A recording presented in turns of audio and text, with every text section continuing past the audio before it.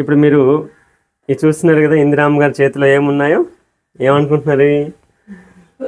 మామిడి వరువులు, ఇప్పుడే మామిడి వడలు. ఓకే, మామిడి వడలు. సో వీటిని ఎలా చేస్తారు అన్నది ఇప్పుడు మనం తెలుసుకుందాము. ఎస్, సో ఒక్కసారి చూడండి వీటిని ఎలా చేస్తారు, ఏం చేస్తారు అనేది అమ్మగారు చూపెడతారు మనకి. అమ్మ చెప్పండి మీరు. ఇవి మామిడి వడియాలండి. రేగు వడియాలనే సేమ్, కాకపోతే మామిడి చెక్కు తీసి, పచ్చికాయలే చెక్కు తీసి తురిమేసుకోవాలి ఫస్ట్.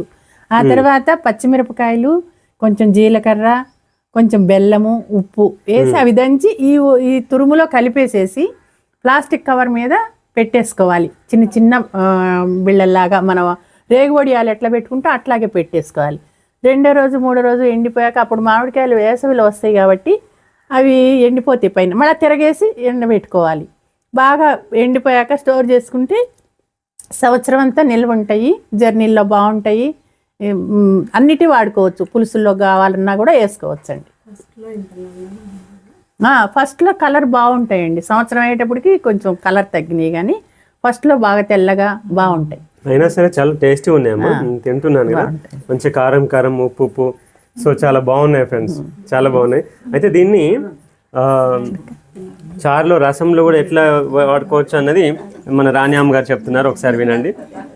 ఇవి ఎండబెట్టేసరికి గట్టిగా ఉంటాయి కాబట్టి కొంచెం వేడి నీళ్ళల్లో వేసి నానబెట్టిస్తే మనం పులుసులోకి వాడుకోవచ్చు. కొంచెం తీయగా ఉండే చేసుకునే చట్నీలోకి కూడా వాడుకోవచ్చు. పులుపు బదులుగా చింతపండు వాడకుండా వాడుకోవచ్చు, పచ్చి పులుసు లాగా.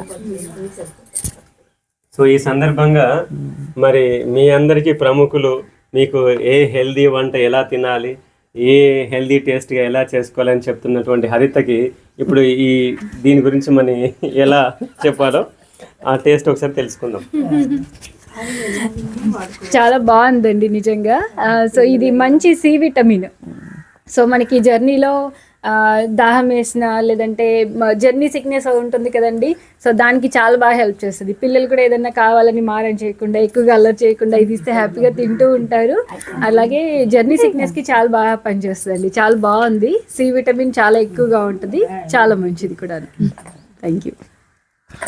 సో నాట్ ఓన్లీ జర్నీలో మాత్రమే కాదు ఫ్రెండ్స్, మనము ఇంట్లో కూడా సరదాగా తినడానికైనా అన్ని రకాలు, ఎందుకంటే ఇది కంప్లీట్ న్యాచురల్ ఫుడ్. స్నాక్స్ లాగా కూడా తీసుకోవచ్చు. ఎందుకంటే ఇప్పుడు మనకు బయట దొరికేటువంటి రెడీమేడ్ ఫుడ్ కన్నా ఇది 100% బెటర్. కాబట్టి ఇలాంటి పేరెంట్స్ అందరికీ నేను రిక్వెస్ట్ చేస్తున్నాను, ఇలాంటి ఫుడ్ ఏదైతే ఉంటాయో అవి చేసి పిల్లలకు పెడితే న్యాచురల్గా ఉంటుంది, టేస్టీగా ఉంటుంది.